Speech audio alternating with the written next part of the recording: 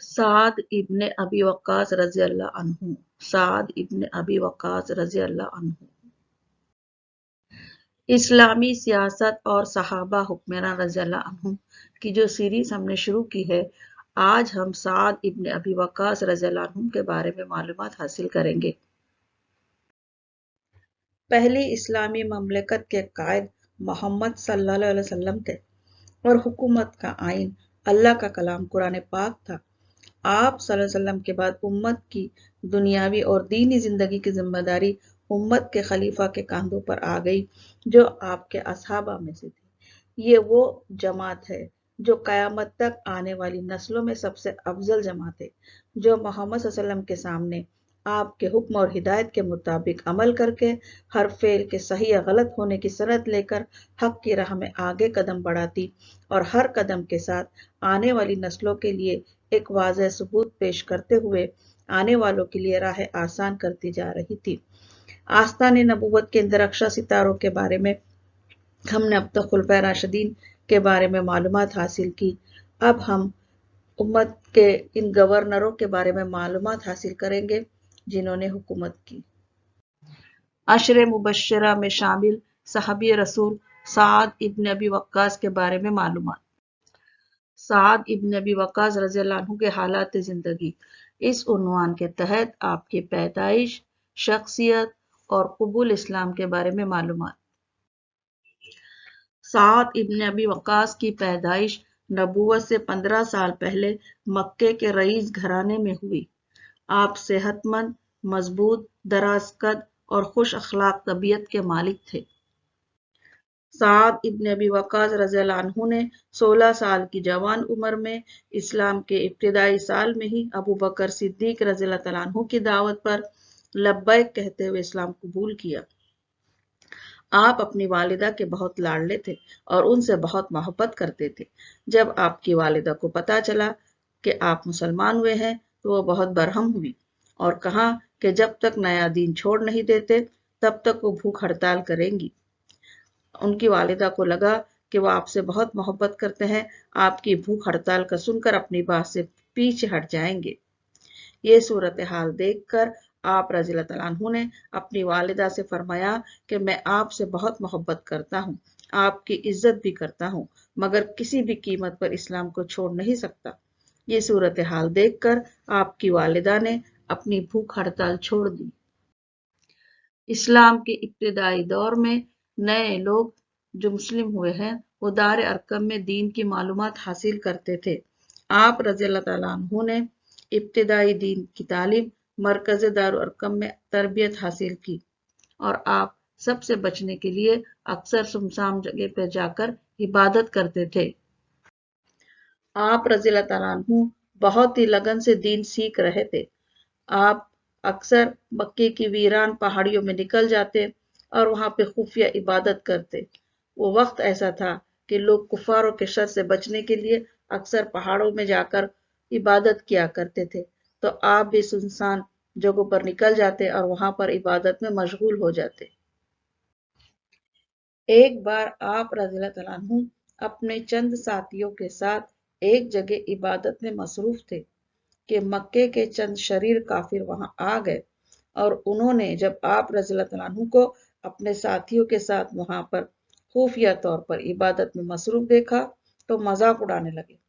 इस सूरत हाल पर आप रज़ियल्लाहु तआला अन्हु गुस्सा हुए और करीब पड़ी ऊंट की हड्डी उठाकर जोर से मारी, जो सीधी जाकर उनके एक साथी को लगी जो बुरी तरह जख्मी हुआ। वो सब खौफजदा होकर भाग गए। साद इब्न अबी वक्कास रज़ियल्लाहु तआला अन्हु की तरफ से दीनी गैरत का ये पहला हमला था जिससे कुफार मरूब हो गए। मदीने में कयाम के बाद आपका वक्त मोहम्मद सल्लल्लाहु अलैहि वसल्लम की सोहबत में गुजरता। आप दीन की बातें सीखते और गुज़वात में भी हिस्सा लेते थे। साद इब्न अबी वक्कास रज़ियल्लाहु तआला अन्हु बहुत मालदार थे। हज्जतुल विदा के मौके पर आप रज़ियल्लाहु तआला अन्हु मोहम्मद सल्लल्लाहु अलैहि वसल्लम के हमरा थे। उस वक्त आप सख्त बीमार हो गए। आप रज़ियल्लाहु तआला अन्हु की तीमारदारी के लिए मोहम्मद सल्लल्लाहु अलैहि वसल्लम तशरीफ लाए और आपने उनके सीने पर हाथ रख कर शिफा के लिए दुआ की। आपने अर्ज किया کہ یا رسول اللہ صلی اللہ علیہ وسلم، میں مالدار ہوں، صاحب جائیداد ہوں، میری ایک ہی بیٹی ہے جو جائیداد کی وارث بنے گی۔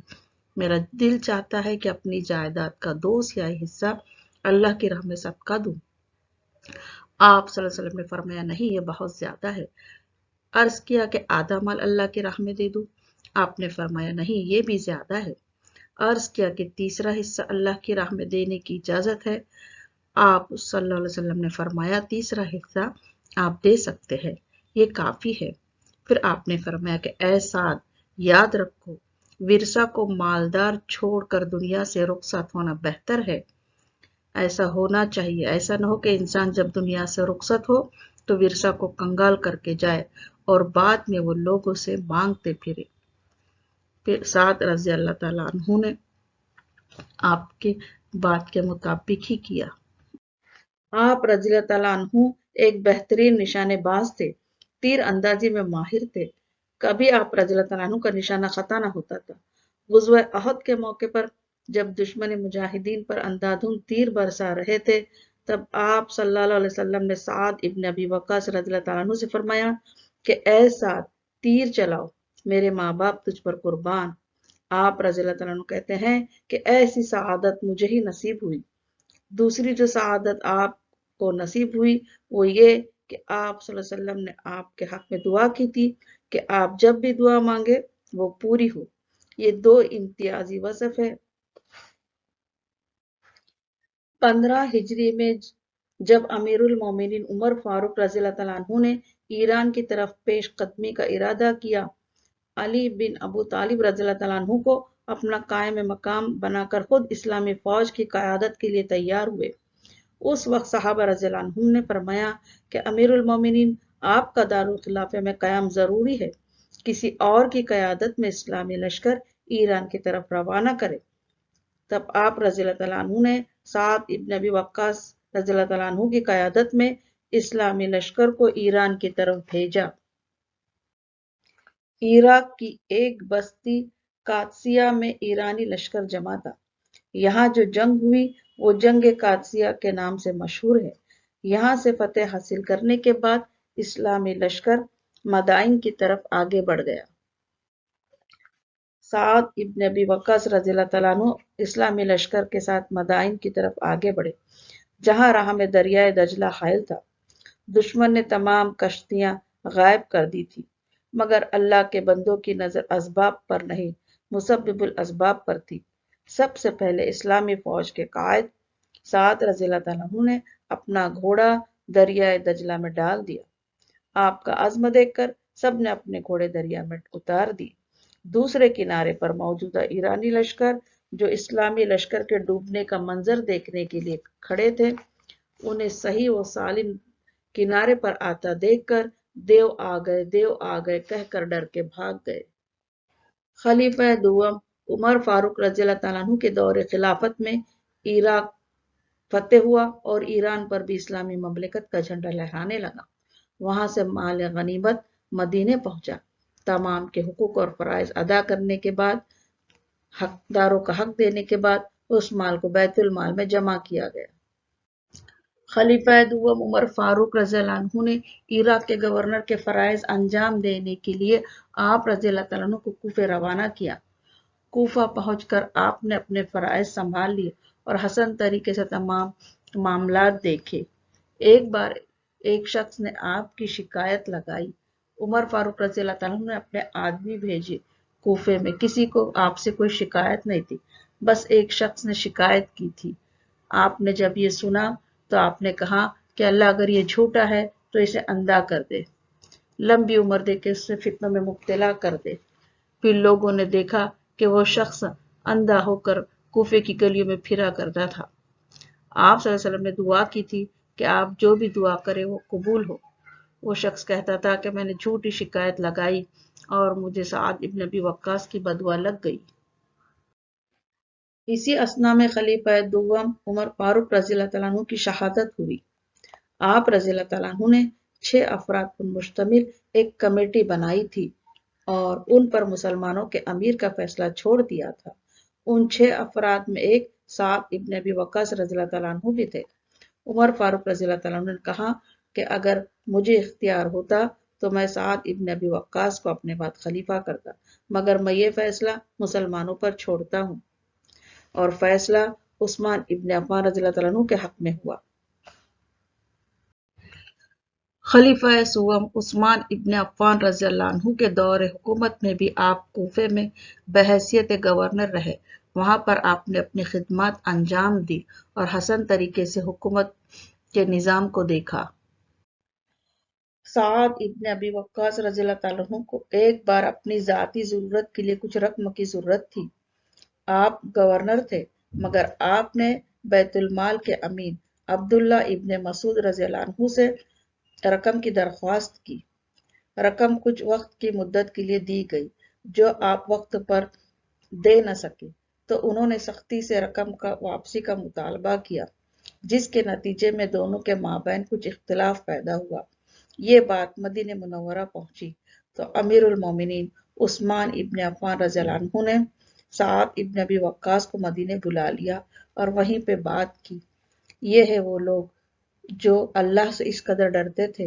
آپ عراق کے گورنر ہوتے ہوئے بھی آپ نے اپنے ذاتی خرچ کے لیے بیت المال کے امین سے مطالبہ کیا، اور انہوں نے بھی جس وقت رقم واپس دینا تھی تو اس وقت ان سے مانگی، اور ان کا فیصلہ امیر المومنین نے کیا۔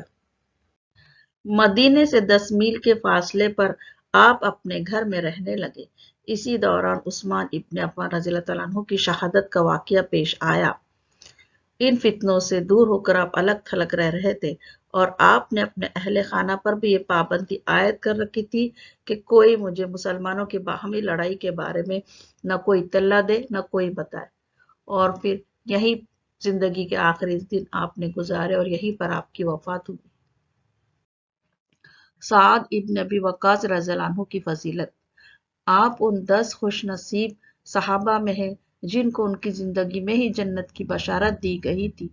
آپ عشر مبشرہ میں شامل ہیں۔ محمد صلی اللہ علیہ وسلم نے فرمایا تھا کہ اے سعد، تیر چلا، میرے ماں باپ تجھ پر قربان۔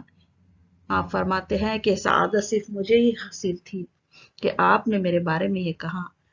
پھر محمد صلی اللہ علیہ وسلم نے فرمایا کہ اے اللہ، جب سعد دعا کرے تو تجھ کو قبول کر لینا، اور وہ جب بھی تیر چلائے وہ نشانے پر ہو۔ سعد ابن ابی وقاص رضی اللہ تعالیٰ عنہ کی زندگی کے بارے میں مختصر معلومات۔ آپ کا نام سعد، والد کا نام مالک۔ ان کے والد اپنی کنیت ابی وقاص کی وجہ سے مشہور تھے، تو آپ کا نام بھی سعد ابن ابی وقاص مشہور ہوا۔ آپ مکے کے رئیس خاندان سے تعلق رکھتے تھے۔ آپ کی پیدائش نبوت سے 15 سال پہلے ہوئی۔ آپ بہادر، بہترین نشان باز اور بہترین تیر انداز تھے۔ آپ نے اسلام کے ابتدائی سال میں ہی اسلام قبول کیا۔ اسلام لانے کے بعد جنگوں میں شرکت کی۔ آپ رضی اللہ تعالیٰ عنہ سے 270 احادیث مروی ہے۔ 80 سال کی عمر میں 54 ہجری میں آپ کا انتقال ہوا۔ محمد صلی اللہ علیہ وسلم نے آپ رضی اللہ عنہ کے لیے دعا کی تھی۔ ابو بکر صدیق رضی اللہ عنہ کی دعوت پر آپ نے اسلام قبول کیا۔ عمر رضی اللہ عنہ نے سپہ سالار بنا کر آپ کو ایران کی طرف بھیجا۔ آپ تجربہ کار جنرل و مدبر حکمران تھے۔ آتش کدے ایران آپ کی وجہ سے گل ہو گیا تھا، اور آپ بہت ہی ہمت والے تھے کہ آپ نے دریائے دجلہ میں اپنا گھوڑا دوڑا دیا، اور آپ کی تقلید میں تمام فوج نے وہی کام کیا۔ آپ رضی اللہ عنہ فاتح مدائن کہلاتے ہیں۔ عمر رضی اللہ عنہ نے آپ کو عراق کا گورنر نامزد کیا۔ عثمان رضی اللہ عنہ کے دور میں بھی آپ عراق کے گورنر کے فرائض انجام دیتے رہے۔ عثمان رضی اللہ عنہ کی شہادت کے بعد آپ نے مدینے میں تنہائی کی زندگی اختیار کر لی۔ 54 ہجری میں 80 سال کی عمر میں آپ کا انتقال ہوا۔ سعد ابن ابی وقاص رضی اللہ عنہ کی وفات 54 ہجری میں 80 سال کی عمر میں ہوئی۔ آپ کو آپ کی زندگی میں ہی جنت کی بشارت مل چکی تھی۔ اللہ آپ پر رحمتوں اور برکتوں کی بارش برسائے۔ آپ کی ہمت اور آپ کی بہادری کی وجہ سے مسلمانوں نے کئی جنگیں جیتی تھی۔